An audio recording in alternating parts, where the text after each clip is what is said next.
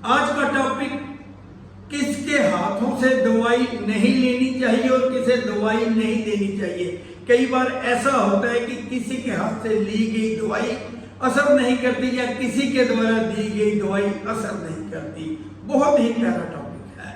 मैं जगमोहन महाजन अपने YouTube channel पर आप सबका स्वागत करता हूं, अभिनंदन करता हूं और आप सबको वेलकम कहता हूं, नमस्कार करता हूं। जिन लोगों ने अभी तक मेरे इस चैनल को सब्सक्राइब नहीं किया, तुरंत और अभी सब्सक्राइब कर ले ताकि लाल किताब की बहुत ही प्यारी प्यारी बातें, बहुत ही प्यारी प्यारी बातें, अद्भुत जानकारी आपको मिलती रहे।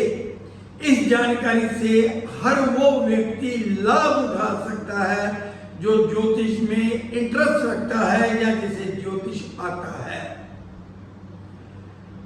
आप नोट कर लें कि जब भाई ने अपनी बहन को दवाई दी तो बहन ठीक नहीं हुई, उल्टा उसकी तबीयत खराब होती गई। एक नर्स जब दवाई अपने हाथों से मरीज को दे रही है, असर नहीं हो रहा, लेकिन दूसरी नर्स वही दवाई जब देती है तो असर होना शुरू हो जाता है। बाप बेटी को दवाई देता है, असर नहीं होता। बेटी माँ को देती है, बाप को देती है, दवाई असर नहीं करती। अर्थात दवाई असर नहीं कर रही। वही दवाई अगर कोई दूसरा व्यक्ति देता है तो असर पूरा मिलता है। क्या ऐसा हो सकता है?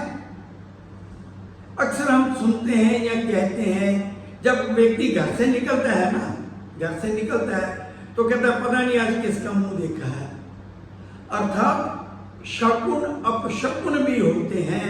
और ऐसे ही डॉक्टर के हाथ से भी दी गई दवाई डॉक्टर जब खुद दे कई बार असर नहीं करता। शकुन अपशकुन एक अलग विषय है, किसी के हाथों में शफा होनी एक अलग बात है। जब कोई व्यक्ति किसी को दवाई दे तो दवाई क्यों असर ना करे? बहुत ही प्यारी बात लिखी गई है लाल किताब में। अगर देखिए जिस व्यक्ति की मैं बात कर रहा हूं कि उसके द्वारा दी गई दवाई असर नहीं करेगी, उसके लिए, ऐसे व्यक्तियों के लिए लाल किताब में एक बात और लिखी गई है, जिसकी खबर को वह गए। अर्थात ऐसा व्यक्ति जिसकी खबर को गया, हालचाल पता करने गया, कहते हैं जिसकी खबर को वह गए बीमार मुर्दा हो गया। बीमार मुर्दा हो गया, या मुर्दा ना कहा जाए तो ये कहा जाए कि बीमार और बीमार हो गया। अर्थात हालचाल किसी का पूछने जाना भी ऐसे व्यक्तियों के लिए शुभ नहीं है। जैसे मैंने पहले कहा है कि हम कहते हैं कि पता नहीं किसका मुंह देख लिया था। सुबह तक मरीज तो अच्छा था, चंगा वाला था, डॉक्टर भी कहते थे कि डरने वाली घबराने वाली कोई बात नहीं है, लेकिन एक इस तरह के ग्रह वाला व्यक्ति आ गया कि उसके बाद उस मरीज की तबीयत बिगड़ने लग गई। अगर ऐसी हालत में उसी तरह के ग्रह वाला कोई वहां पर मौजूद हुआ, जिसे मैं नर्स कहूं या डॉक्टर कहूं या अटेंडेंट कहूं या कोई रिश्तेदार कहूं, उसने भी दवाई दे दी तो वो जल्दी ठीक नहीं होगा। फिर कहता हूं क्या लिखा है, जिसकी खबर को वह गए बीमार मुर्दा हो गया, मीठा शरबत देते देते जहर, मीठा शरबत देते देते जहर कातिल हो गया। मीठा शरबत अर्थात शरबत जिसे हम जूस कहते हैं, कुछ भी कहते हैं, वो जहर बन गया और जिसने दिया वो कातिल कहलाने लग गया। आम व्यक्ति नहीं जानता। मीठा शरबत, लिक्विड दवाई अगर ऐसा व्यक्ति अपने हाथ से किसी को देगा तो मरीज को आराम नहीं मिलेगा। अगर डॉक्टर भी हुआ तो डॉक्टर ने खुद दवाई दे दी लिक्विड, तो भी मरीज ठीक नहीं होगा। यह बात सिर्फ और सिर्फ लिक्विड की है, सिरप की है। कफ सिरप भी है, माँ बाप किसी ने भी अपने हाथ से कफ सिरप अपने बच्चे के लिए चम्मच में स्पून में डाल के पिलाने की कोशिश की तो वो कफ सिरप भी असर नहीं करेगा। बहुत सी लिक्विड दवाई बहुत सारी है। ऐसे व्यक्ति के हाथों से लिक्विड दवाई बिल्कुल असर नहीं करेगी। एक बार फिर से कहता हूं कि जिन्होंने अभी तक मेरे इस चैनल को सब्सक्राइब नहीं किया, सब्सक्राइब कर लें ताकि नई नई जानकारियां जो लाल किताब में ग्रहों को लेकर है वो आपके साथ साझा करता रहूं। देखिए, अब लॉजिक मत पूछिएगा, मैं कहता हूं आप जो लिखा गया है, जो मैं कह रहा हूं उस पर अमल करना शुरू कर दें। देखिए कि वास्तव में ही आपको लाभ होगा। बहुत लाभदायक बातें हैं। लाल किताब हमें यह सिखाती है कि हमने जीवन कैसे जीना है, किस तरह का आचरण हो, किस तरह का व्यवहार हो और क्या सावधानियां हो।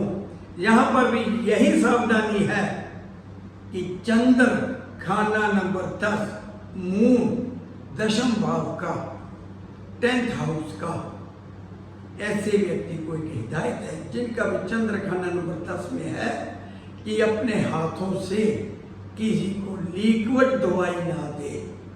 तो क्या ऐसे व्यक्ति डॉक्टर नहीं हो सकते, नर्स नहीं हो सकती? तो क्या कोई भी दवाई असर नहीं करेगी? गलत बात। साथ ही लिखा गया है कि टैबलेट्स, गोलियां, कैप्सूल जो चाहे मर्जी दे वो पूरा असर करेगी। सिर्फ और सिर्फ लिक्विड दवाई ऐसे व्यक्ति के हाथों से दी गई टोटली बेअसर होगी, असर नहीं होगा।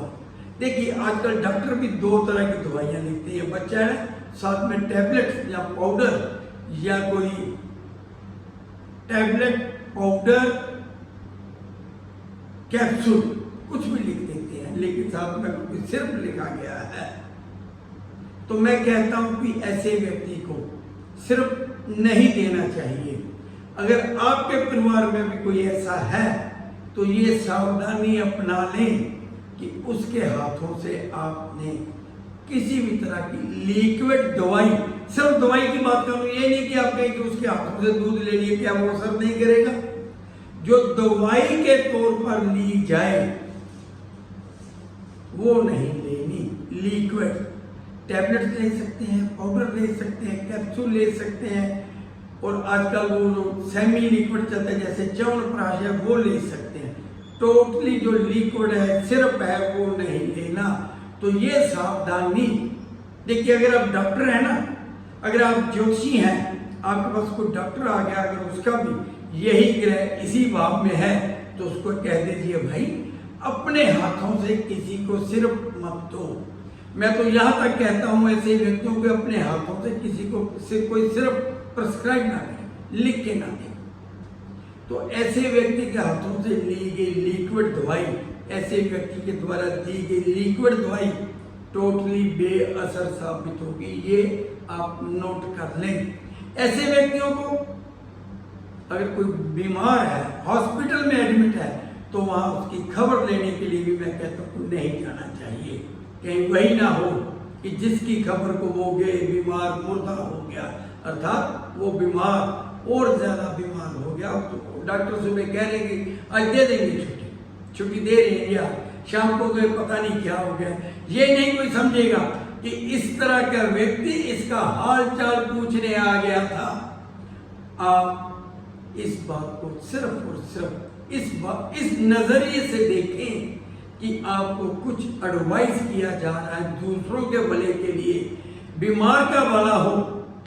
ये नहीं कि आपको ये कहा जा रहा है कि आप ठीक नहीं है, आप शुभ नहीं है, आप अशुभ हैं, आप मनहूस हैं, आप ये है वो है। नहीं, आपको एडवाइस किया जा रहा है कि अपने हाथों से लिक्विड दवाई ना दें। अगर आप जानकार हैं तो कृपया इस बात पर अमल करें, इस बात को मानें।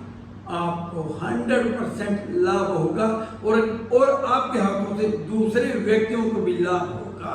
ये छोटी सी जानकारी है लेकिन बहुत लाभदायक है।